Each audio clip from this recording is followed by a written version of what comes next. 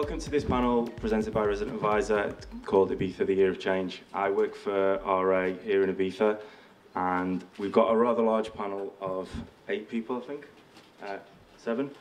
Seth is missing, he missed a flight, so unsurprisingly, but it's becoming an annual trick now of his, so hopefully next year. I'm not going to spend too much time on introductions, and I think the panel speaks for itself in terms of what it's about, so I want to get straight into talking about whether this is the year of change for Ibiza and what those changes are.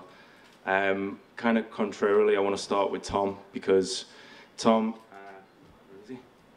Tom runs Artista Life. Do you want to introduce yourself and briefly explain why perhaps this year it isn't a year of change for your main artist?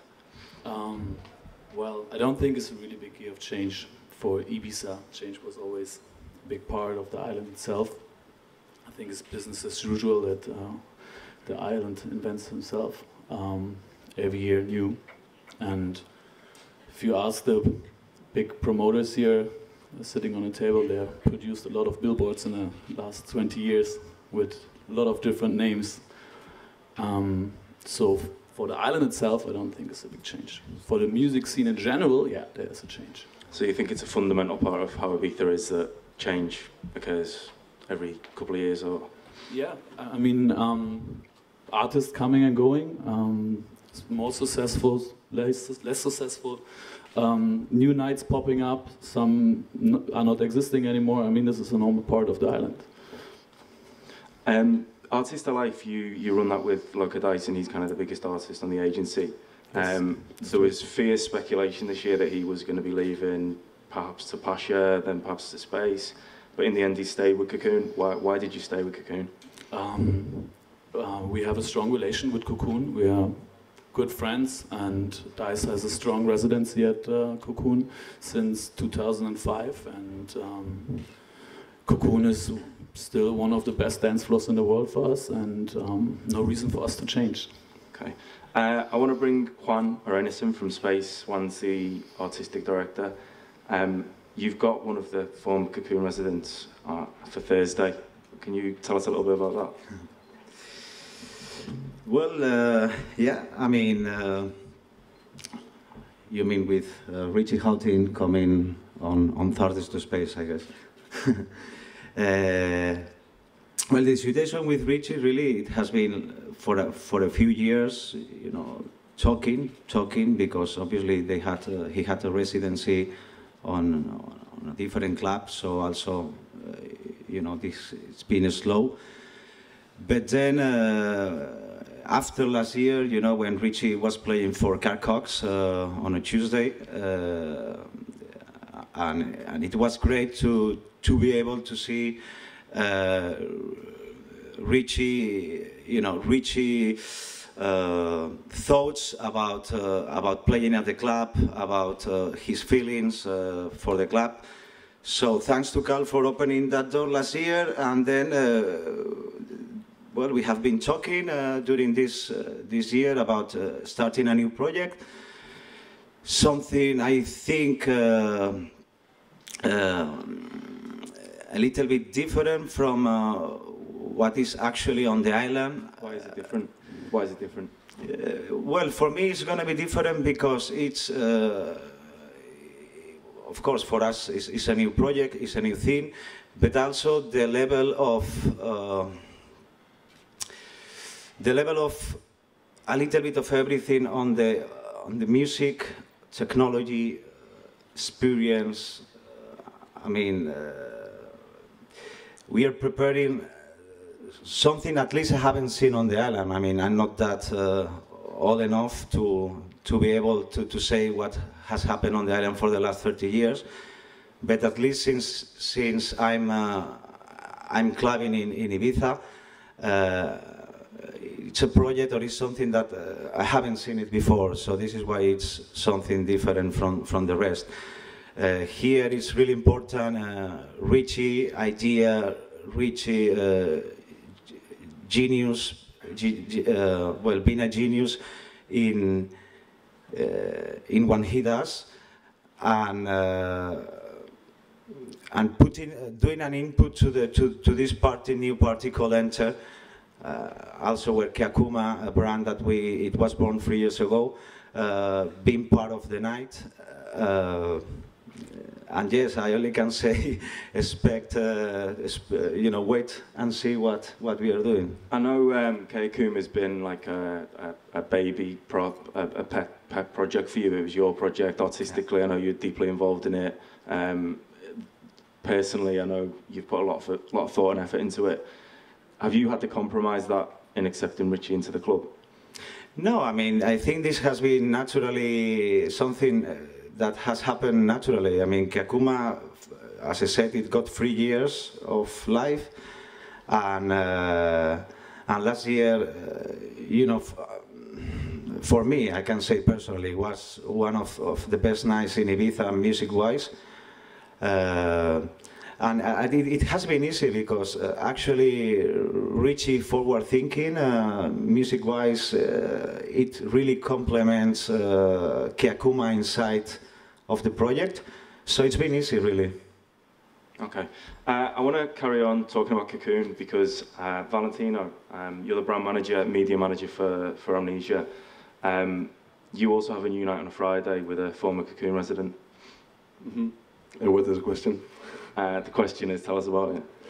Well, yeah, we have Marco Carola on Fridays, which has been a very important move, I think, on the island. I think Marco was looking for launching his own thing this year, and we had the space of Fridays, the slot of Fridays, and yeah, everything came together. I think it's a great offer this year, a great offer for underground music during the weekend. And yeah, we're really excited about it, of course. He's going to be doing both rooms. I mean, Amnesia is an absolutely huge club. Mm-hmm. Is he a big enough star to carry 2 rooms? I hope so. I think so. I definitely think so. I mean, Marco Carola is really, really hot right now in Ibiza and worldwide, and he wanted to take over the whole club and bring the whole concept, invite all his guest DJs and friends. And I think it makes more sense also, like this. I was going to ask Seth about, from an artist's perspective, how he dealt with the issue of kind of perhaps loyalties to different parties at different nights. Danny, how do you think from an artist's perspective they deal with that issue? Where they have a situation where they play for one night and then an offer comes along, and how do you think they deal with the issue of that?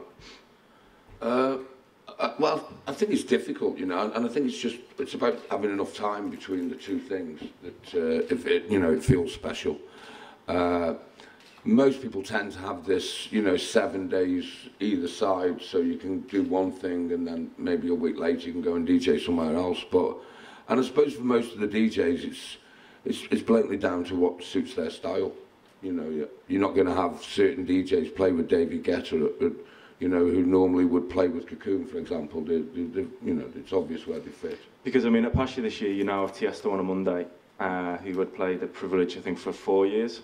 Tell us a bit about that change and who went out, who came in, and how you think that's going to work.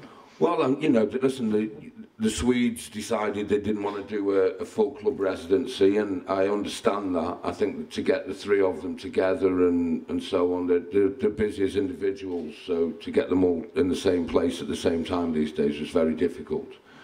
They didn't think that they could, give enough to the night, so they decided to move on, which, I'm absolutely fine with at the end of the day. Things change, and, this whole panel now is about change, and I think none of us should forget that Ibiza has to change. If Ibiza stands still, we're all in trouble, and nobody, most people know I'm a big supporter of Ushuaia, and I truly believe in Ushuaia. I believe that Ibiza needs somewhere to party during the day, and I think that new things have to happen, or, like I say, we're in trouble.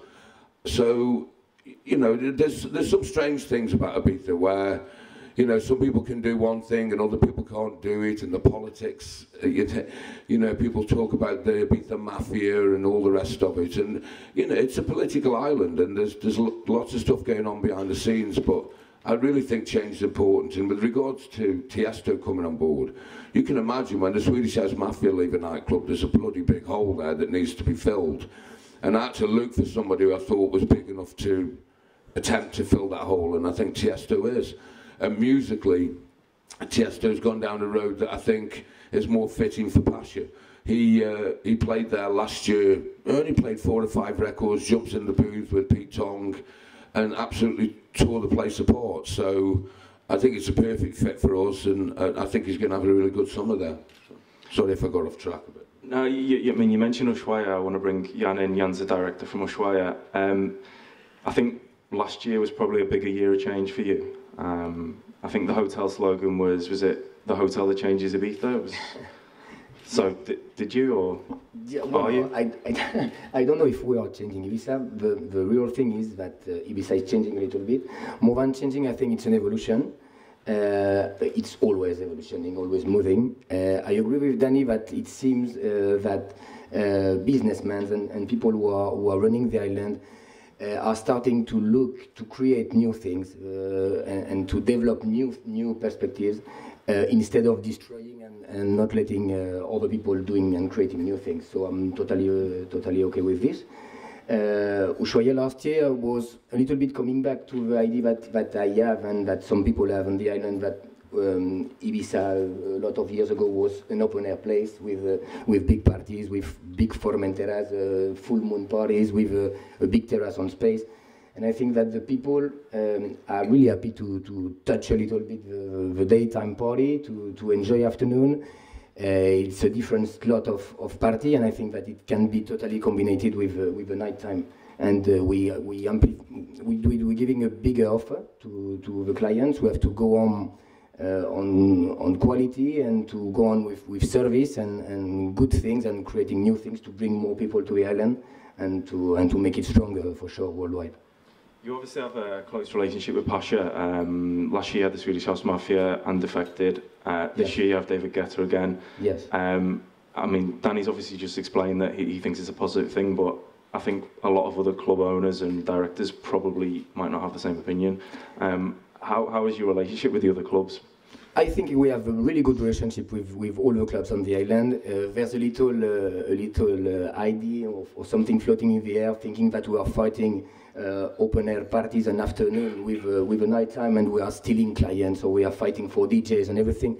And it's really not like this. I think we can live all together, and we can build the island all together. And I think that things like 1-2-3 festival, which is daytime too, or all of the open air things that can grow, and everything we can work well and give what I was telling before, good quality, good service, and good offer to our client is good for the island. Everything which is good for the island is good for me, and I think it's good for all the clubs and all the people who are living here and who are living from the business from this island. Okay. You mentioned Ibiza 123. Pino, do you want to introduce yourself and explain what your involvement is in the project?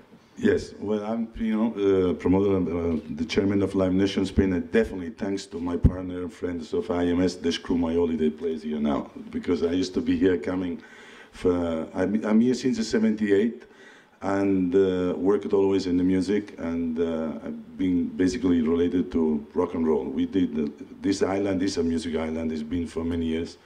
Since the music here has been a great shows like Bob Marley, Eric Clapton. On the 80s, the Cook Club has brought you one of the most incredible contemporary act like Talk Talk, 4 o'clock in the morning in the Cook Club. I think this was legendary, James Brown. In the 80s, in the end of the 80s, was a great television show called Ibiza 92, which I was the producer for that, and which we fusioned together the rock world with the opera world with Freddie Mercury and Montserrat Caballé with the song Barcelona, which was in the island.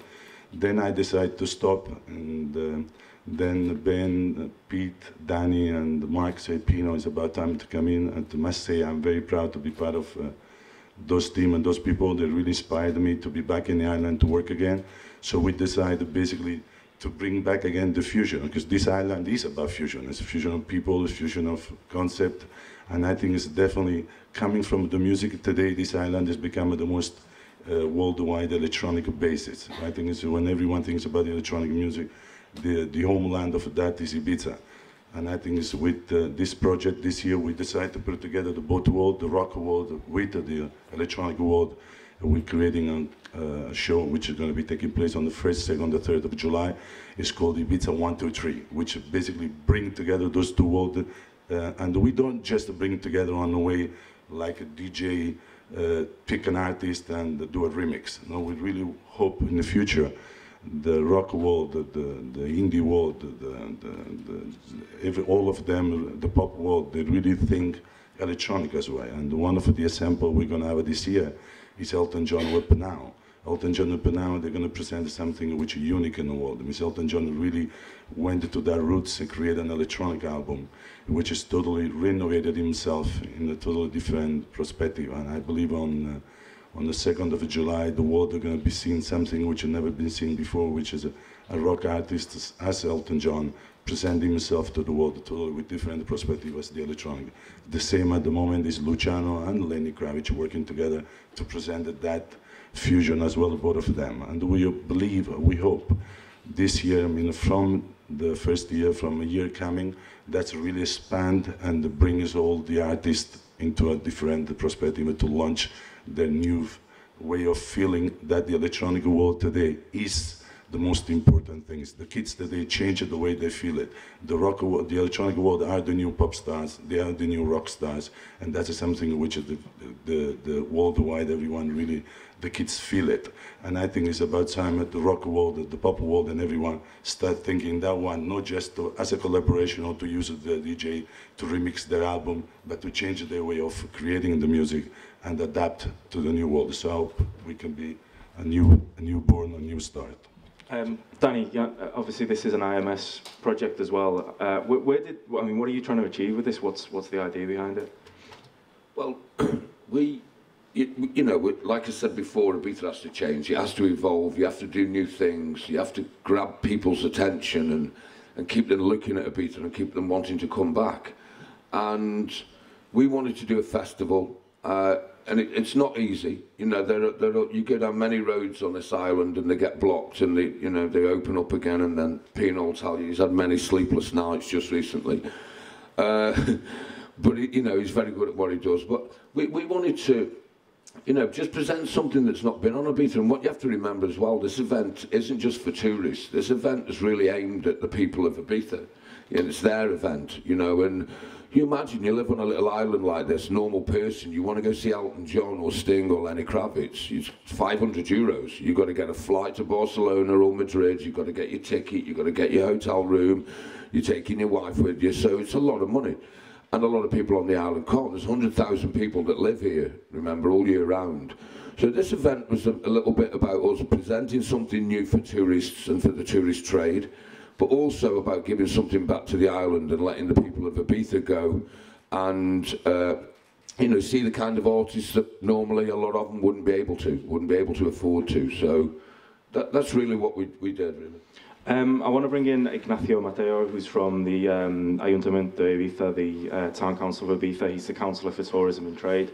How is Ibiza, from a political point of view, embracing these changes? Well, we feel that we are changing our philosophy about the industry, because I think that in the last years all the politicians or the local society was looking for another place. When everybody wants to talk about the electronic music, the dance music, we feel that it's not a good thing to talk about that. Everybody is now in the politician, we feel that it's the industry of Ibiza, is the music, is the tourism. And we are changing our idea. We are collaborating with the IMS. We changed, for example, with Pacha, we are going to make 12 pre-parties flower power in the port. And we have 2 projects with the music industry. And this is the reason that I'm here, because I want to sell my projects. And I need the help of the business industry. One of the projects is the Ibiza Music Factory. At the beginning, we want to make a Ibiza Music Museum. The first idea was the Ibiza DJ Museum, but I was talking in January with Pino. Pino said to me, "Hey Nacho, please take cheese and open your mind, because there are more music than the DJs." I said, "Okay, perfect. We're going to create the Ibiza DJ Museum, Music Museum." But finally, we thought that we can make the meeting point for the industry, musical industry. We are neutral. We don't work in the dark side, trying to get the promoters or the different party. All of you are friends of us, and we have no interest or the only interest is the public interest to development more the concept, the industry, music industry in Ibiza. And the second project that we are going to make in the next year is the Ibiza DJ World of Fame in the port, and the Ibiza Music Factory will be government, or they decide who must to be there, and we have a space in all of the port till Marina Botafogo to make 2,500 people World of Fame. And that's the idea that I want to translate to the industry here, because we are open to collaborate with everybody, and we hope that they have the same illusion and interest in these projects like us. We talked quite a lot recently about live music, obviously the festival, but also within clubs this has become a lot more prevalent. Valentino, I know you were involved with MTV last year from Amnesia. This year I think Amnesia, Public Enemy are playing there. This seems to have happened just all of a sudden in the last year or so. Yeah, I think it's one of the changes in Ibiza. The last year was DJs turning into live shows. And I think this is a natural development of an artist right now. No? They have to show something else than just a DJ set. And obviously, having big bands playing in Ibiza was also a big change. Maybe Ibiza Rocks was the first doing this type of parties. And we just tried to offer something different in one of the 7 nights we were open during the week. So we thought that MTV was a great partner to do that. And it was a massive success and gave us a worldwide exposure, which was really good. And I think Ushuaia and other venues are also starting to do this type of events, and I think they were quite successful. I mean, it wasn't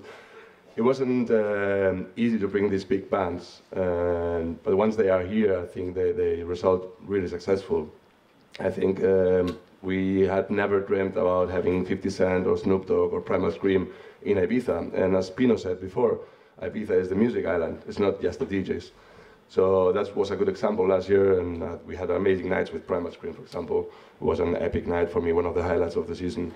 And I'm sure other clubs had also good nights with live shows. So I definitely think this is the way, and there is definitely room for live shows. And I think the 123 Festival is going to do very good, and it's, again, a good example for live shows. Juan, I know you're also having much more live programming in the club this year. I think on Fridays you're going to have Cypress Hill, amongst other things. How do you make that work in the club, because it is designed as a club for electronic music? Well, as everybody on this panel is saying, you know, Ibiza is not changing, but I mean, it's opening its mind to offer music, because we are in the music industry, as Pino was saying, not just electronic, but also all kind of music. I think in the last 5-6 years, there has been a kind of live music being able and possible to do it at the clubs. So, like for example, yeah, this year we have on the Friday we are still doing well, it's one of in-house party, and yes, we are trying to do like Cypress Hill Live, Violadores del Verso, which they are a Spanish hip hop band, Orbital, Theory Corporation, Temper Trap, Front 242. I mean, it's something new, something I think important for the people who believe in that, and always there is a way to get the things done, and I think Ibiza is on the way to be able to offer something that before we didn't. Well, we have before, as Pino was saying, you know, Bob Marley was playing here, so many artists. So now it's like, not, I don't want to say it's a trend, but now it's like we are realizing about the importance of the fusion of the music at the end. Yann, I know we're kind of talking about positive change all the time, but some of these things don't work. There's no specific reason why everything that happens in terms of change in Ibiza has to work. How do you deal with making those decisions in terms of, I know you've also had a lot of live acts. Last year you had Kool and the Gang, I think. Yep. This year you have a lot of one-off events. The stage at Ushuaia is built for that kind of thing. Yep. Was that obviously in the thinking when you were creating the whole concept for Ushuaia? Yeah, I think it's a combination. Now the public want DJs and want live. We've done a lot of mix, like we spoke about before, with big DJs playing and then little acts of singers on top. We've done a few concerts last year, for like Kool and the Gang, for example. But it's always difficult to bring big bands because you have a lot of cost, you have a lot of production. It's a huge thing. And you have to work a lot to make it work. So it's a big cost for the artist and a big cost regarding production. I wanted to bring Tom back in. Local Dice was obviously a famous DC10 resident many years ago. Jamie Jones this year has his own residency. Is that the natural way for artists to progress now, to eventually get to a stage where they have their own night? I don't know, it depends always on the situation. As Cocoon got only the Monday, and obviously this DC10 got the possibility of scheduling the whole week. So if one of their residents become that famous that they can run their own night, of course it makes sense for them also to give him his own night on a Thursday. So why not? And it depends, you know, when the artist is feeling for and he's confident enough and he's got a crowd behind him, why he should not do it? So other people are loyal and wants to stay with his residents, wants to be in a crew and roll the whole thing together. And this is what Dice is doing at the moment, and he's very happy with that. From a Desolat point of view, are you involved in, I still hear this rumour about being involved with Carl Cox at Space. Is this label night or? There's so many new things happening. Let's see how this season is going to be, and then I'm not a big fan of poker, and let's see. Danny, I know you were instrumental a long time ago in kind of changing the model for how parties are promoted in Ibiza, changing it kind of from external promoters to having in-house promotion, which is kind of how it runs at Pacha now. 10 years ago, there weren't really DJ-led events, they were all parties, Cocoon, Cream, Ministry of Sound. That's kind of the complete opposite now. Is that the fundamental key point in terms of having a successful party, to have a headline DJ? I mean, for example, even Cadenza, which has an extended crew, is a lot of it is still focused on the fact Luciano is the headliner. Yeah, I think you know, it's about content now, isn't it? And before, you know, the content, I suppose, was brand driven. It was Ministry of Sound and so on. And then as the DJs got more famous and more expensive, you know, I mean, you basically can't afford to pay a big promoter and then pay the DJs. You might as well just pay the DJs and cut out the middleman. And I think that was the natural evolution of it, really. And as dance music grew, people got to know the DJs more personal and have favourites. Then you didn't need the big brand behind it. And, you know, when we started the working at Space, I worked in Space in 98 and 99. And you know, Sundays at Space used to be one of my favourite days. Well, still are, actually. You know, that Space Terrace was just incredible. And at the time, you know, all the big parties were Ministry of Sound and Renaissance and all these brands. And I remember going to see Pep and just saying, oh, we want to do Space on a Sunday. And Pep looked at me like I was fucking crazy. He was like, hang on, you know, you can't move in Space on a Sunday, it's full. And I was like, yeah, but you close at 7 o'clock. We want to take it from 7 o'clock onwards. And he's like, well, you know, what are you going to do? What brand are you going to use? I said, we're not going to use a brand. I haven't got a brand. But I'll put Paul Oakenfold on at midnight. And then his eyes opened and he said, okay, let's do it. And it was just a huge success straight away. It was the first 22-hour party on Ibiza, and there was no real brand behind it. And I think that's the evolution now. It's all about content. You don't even need a name for a party half the time. You just put on good content and then the people come. And I think that's a good thing, I really do. I think it's now about programming the club in a really good way and not just about having a logo over the door, to be honest. Valentino, you're the brand manager, I think is your official title for Amnesia. How has that role and that type of role changed recently in terms of Ibiza, and how Ibiza clubs approach that issue of having a lot more visibility and branding internationally? Well, I think that taking care of the brand is something that has been implemented in the clubs in Ibiza during the last years. obviously, Pacha has been opening franchises around the world for a long time now, so they are maybe the first that have taken care of it. And I think Ibiza right now is one of the biggest showrooms in the world for any brand.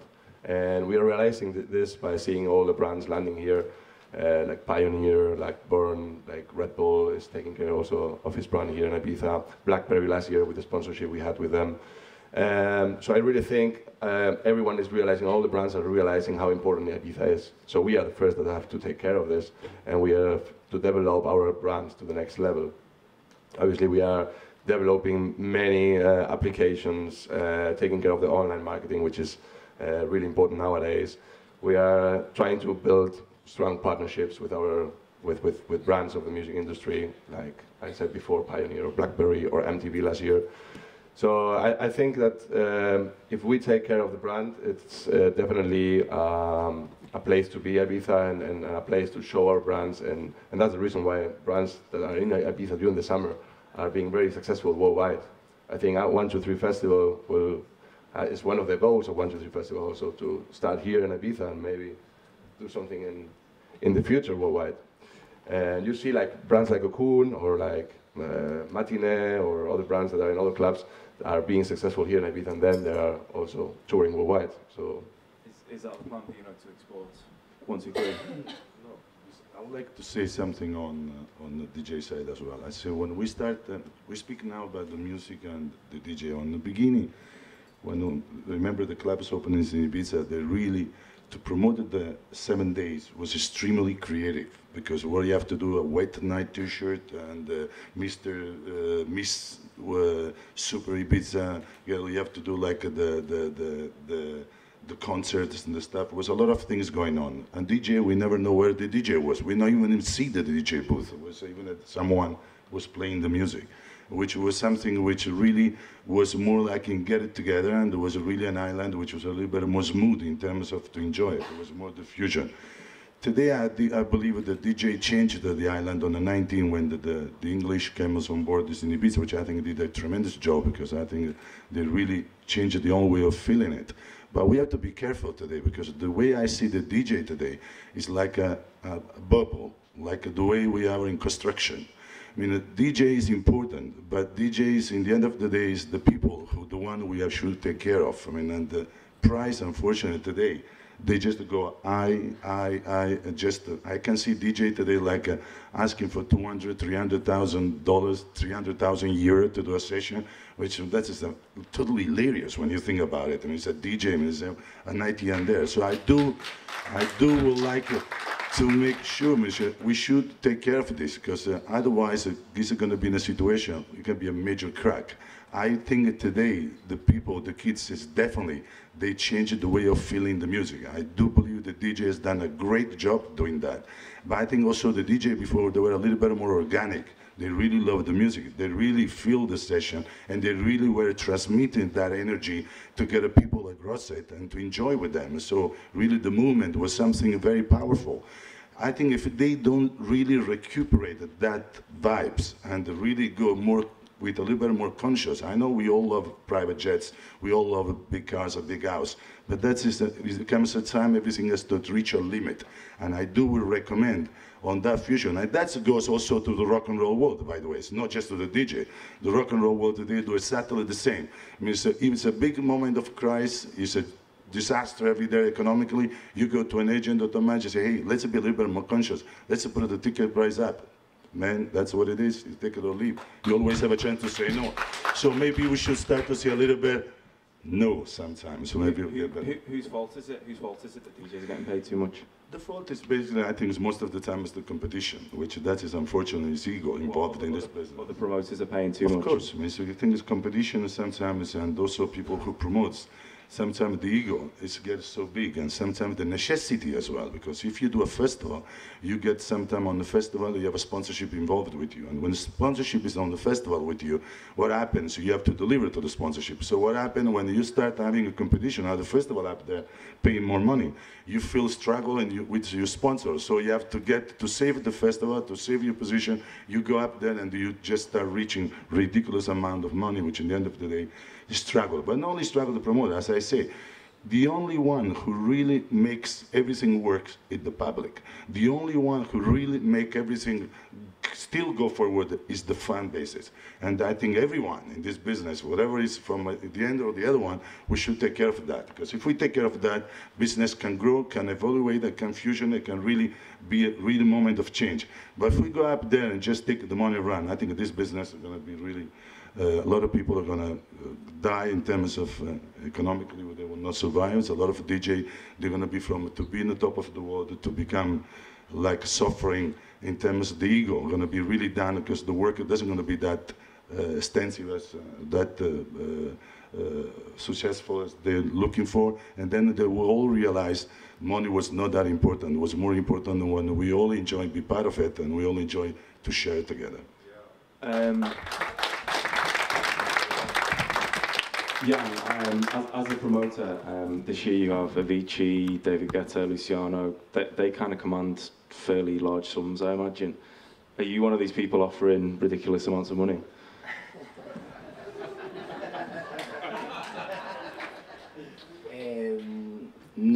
We are not paying so much as people are thinking for the artists, really.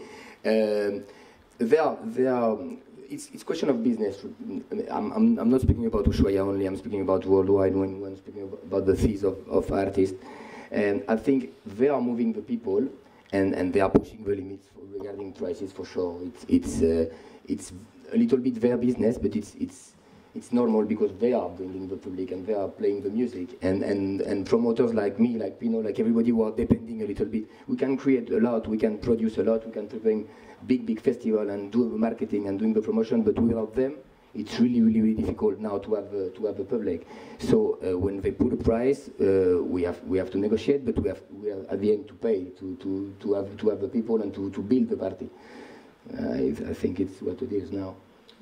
Tom, from an agent's point of view, obviously it's in your interest to do the best you can for your artist. So, yeah, but I think you should separate the artists or DJs who's coming from the pop, dance or hip-hop scene, who's coming more near to the dance scene, and some underground house and techno artists. So of course I don't want to excuse every behavior what our DJs are doing or ego behavior, whatever. There's also happening crazy things, but this is some totally two different concepts.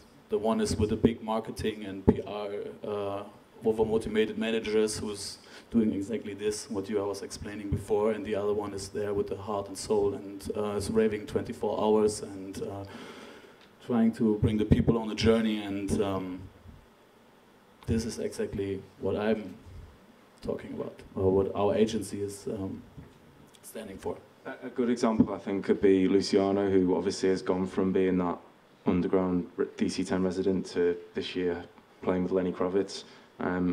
Is that something then you're saying that you would avoid for someone like Dice or any other artist who you work with? Yeah, but Luciano is still. Luciano's also a kid from the dance floor. You know, he's coming from the dance floor. He's a kid from Ibiza, and he's an amazing producer. And I still see him on the dance floor. Well, he's going now different ways. I respect that ways, and but I think he's still with his heart in it, and he's truly believing in what he does, and is not some marionette from a marketing company or from a major label. Yeah. Yeah, I don't know if it's right. He's still a musician, and he's still in communion total with the public, and he's still feeling what he was feeling before. I think. There's a moment when the DJs are growing, they can come from the underground, but there's a moment where they come inside the industry and the program, you know, the development of their career, and they have to choose some things. Now they have to stay in the underground way like Luciano does, but they have to grow like a company, like he's doing. But I think he's keeping always his feeling with the people, and he's keeping his music, and I think he's staying like he was before. Even if he's growing so much and is getting a start, no? Juan, do you think that it's possible for an artist to have both things then? To still remain underground or credible in one way, but still have a mainstream popular success? Well, it's a difficult question. I mean, Me, sincerely, I think, or you are in one way or you are in the other. I mean, as Yann was saying, you choose a way. It's totally respectful and is not less than the other.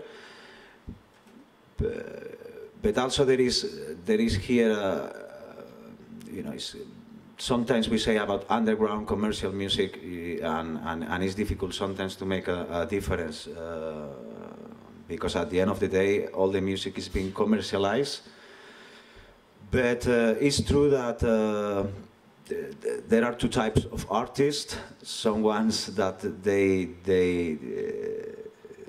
you know, they want to remain on a concept and an artistic way to believe and keep and work on that concept.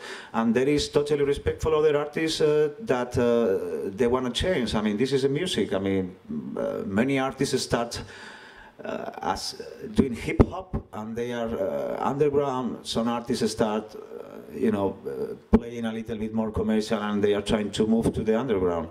It depends on the. I think it depends on the artist, on the people, on how you transmit that thing still to the people. Okay. I want to leave some time for questions, so I'm going to go across the panel and kind of summarise if Ibiza really is a year of change. Ignacio? Is it a year of change for Ibiza? Is it a year of change for Ibiza? Or change? Is it a year of change? No te entiendo, perdón. Es un año de cambio para Ibiza. Oh, excuse me. Yes. The last year and this year was a really change year. First, for Ushuaia, it's a new concept for the hotels, and we are sure that a lot of owners want to copy the product, but it's so difficult to do with the high quality of the Ushuaia, and they are working so well. And for Ibiza was a success in the world media. Everybody is talking about the new pool parties. And also I think that the Rocktronic, the new concept of Pino, will be a change for the island, a change for not only for Ibiza. I think it's a change for the industry, and we can be another time a leader in the electronic music business, and a leader in a tourist product. For us, it's really, really exciting this year. Valentino? Well, I think I would rather say it's a development year, and I think, like Danny said before, we have to do things, and everything what happens here in here is cool for everyone that is involved in the island. I think we had a lot of daytime parties last year, and this has changed a bit. We have a 1, 2, 3 festival again, which is grabbing the attention of all the media worldwide, which is very important as well. I think as long as we do things, it's going to be good for the island, because we are just making some noise, you know. And so I would say it's just a development, natural development, and we are increasing the attention of the people worldwide. Don? You know, like Valentino said, it's we have to change, we have to evolve, we have to keep moving, we have to keep creating new ideas, new things. I don't see it as any more change this year than most years, but I do see that constant evolution, which it just shows it's really healthy. The island is really healthy. So. Yeah, are we talking here, when we talk a year of change, that Ibiza is perhaps generally like that, but this year there just seems to have been a number of new parties started? Yeah, I think it's good. It's good for the island. Like Danny was telling, it's an evolution. I think Ibiza was always changing. 20 years ago, Pino was here working a lot, and he was one of the person who was changing the island. It's always changing, but it's true that this year, last year, we are coming back a little bit to open air parties, to other concepts, afternoons, different timings, and I think that it's really good. That everybody's working a lot in the same direction and creating new things and developing new things to bring more people and more good quality people to this island. You know? Yeah, I definitely think the real change that Ibiza is doing is going back to where it belongs, and I do agree when on the 80s the party, the Cool Club, which was the club on that time, was doing all the live show, was an open air club, which was a swimming pool, was the things which now Ushuaia is sort of like the Cool Club of today, and definitely the live music is coming back again to the island, which is bringing that spirit. I just opened now, as I say, is continuing to grow, and I'm sure will. And I definitely think Ibiza will always be the pioneer, and I just hope we all make sure we don't screw up. So. Juan? Well, me, I think that this year is also not the year of change. I mean, I think Ibiza, as the rest of the world, is changing every year. And it's changing because it changed the people, it changed the culture, it changed access to the information. Remember that 30 years ago, 20 years ago, the people who used to come to Ibiza, or either you listened the music on the radio, or buying the records, but that's it. Now I think there is, you know, internet, which has changed the whole world.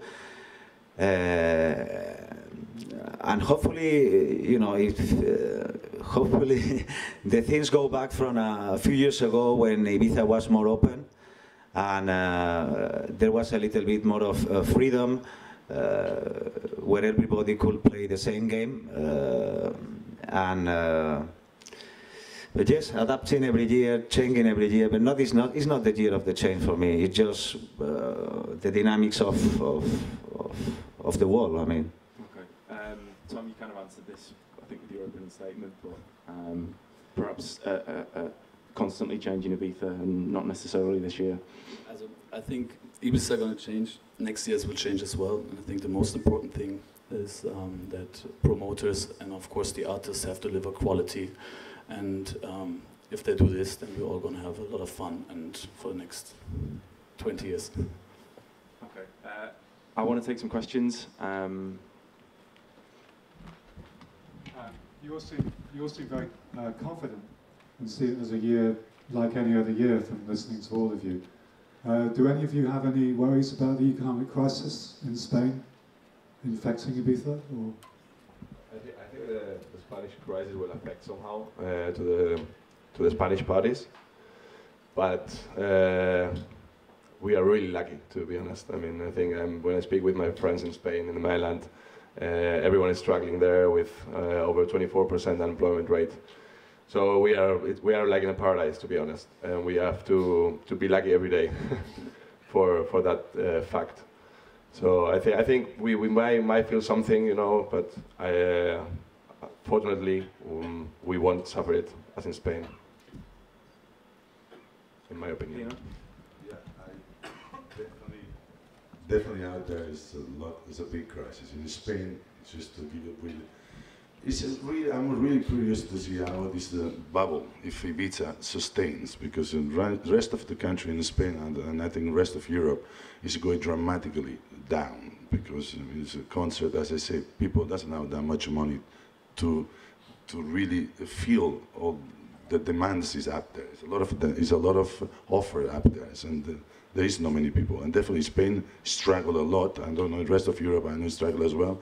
Everyone seems Ibiza is like a bubble, so I'm really looking forward to see how this bubble is going to sustain, and we all looking forward to, like Ibiza should be really appreciated and how lucky they are, because there's a lot of expectation down here, definitely is not up there.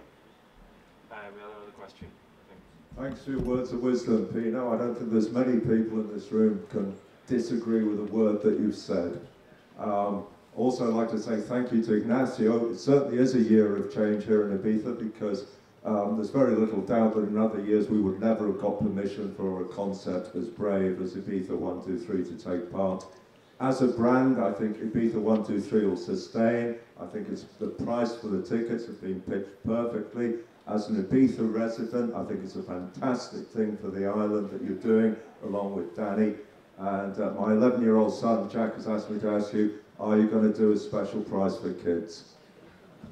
Well, maybe just you say that, or maybe we're going to create a special section for kids. I have just not thought about it, because by the law, usually they don't let people go under 16 to concerts. We have to check that out. If that is possible, maybe we create a special section for kids. I will take that as an advice. Thank you very much. Appreciate it.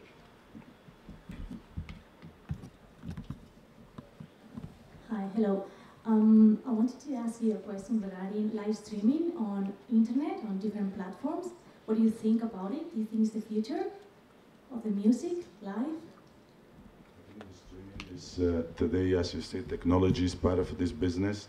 And if you see the Coldplay streaming from Madrid we did on the concert, it was amazing. I think it was the most watched on YouTube worldwide.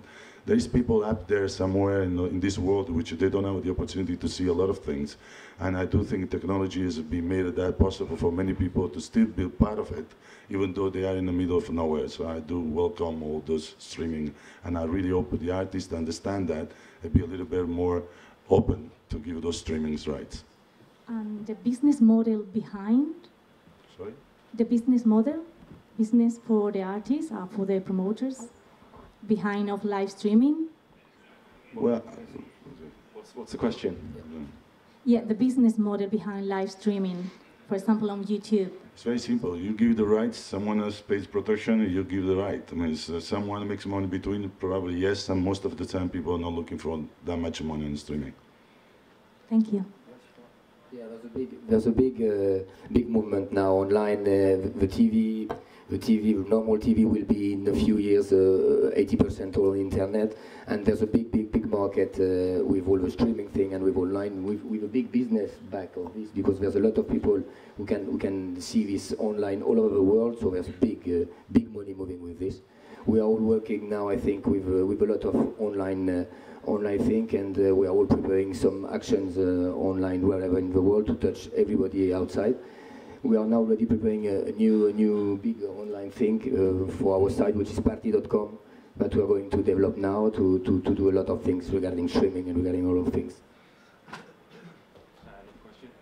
Sorry, just to Danny. You mentioned Swedish House Mafia leaving, obviously, has created a hole, and then you've got to fill that gap with Tiesto. I don't know, just a question to the clubs almost. Surely that move wouldn't contribute. I mean, you had an opportunity, I think, to do something to change something. I don't know. Is it obviously we're talking about money with the DJs and everything, but surely you're sitting around in a meeting and you've got to figure out how you're going to make the money that you made last year, and maybe that would be that. It's just a question. It's not a criticism. I'm asking, is that what went through the meeting? Yeah. Listen, I appreciate what you're saying. I think that, what you've got to remember with Ibiza, essentially we have 4 months to make our living, and you've really got to be on top of your game as much as you can every night of the week. You try and bring in new talent to play with the more established DJs. Then what happens is, A, you make money because the club's full, and B, the new talent gets seen by a lot more people. So it's actually a better way of nurturing new talent. If I put in a reasonably unknown DJ who I think's really cool to do his own night and the club's half empty, you could ruin that guy's career. So you have to be very careful how you introduce new talent into it. And although I understand what you're saying about maybe we could have been more creative, but the way of doing it is definitely without putting too much pressure on the new talent, to freshen up the more established talent as well, and keep making money. But I do appreciate what you say. Hi. We all know that social media, the new technologies are playing an important role on the clubs and the promoters and the music scene. We just need to see the Twitter stream now, right? Okay.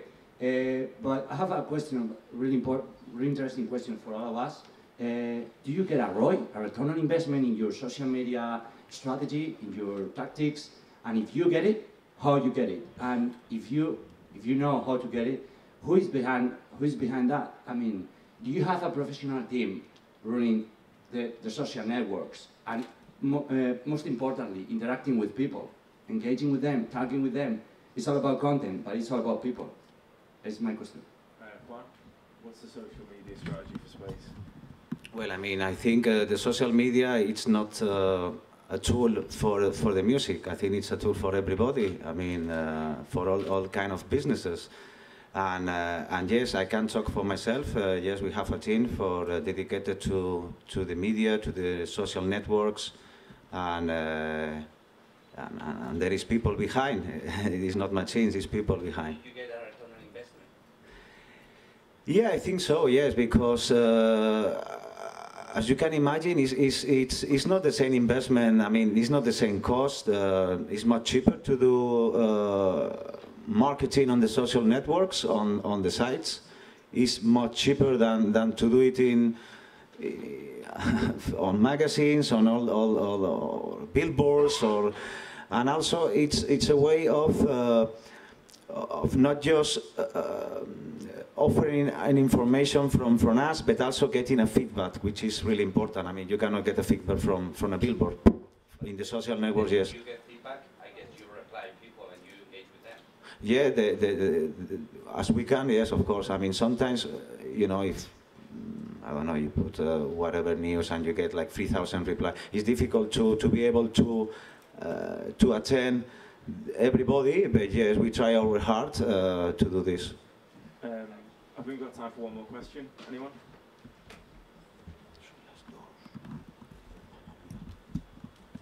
No? Well, just thank you to the panel and good luck for the summer. Thank you so much.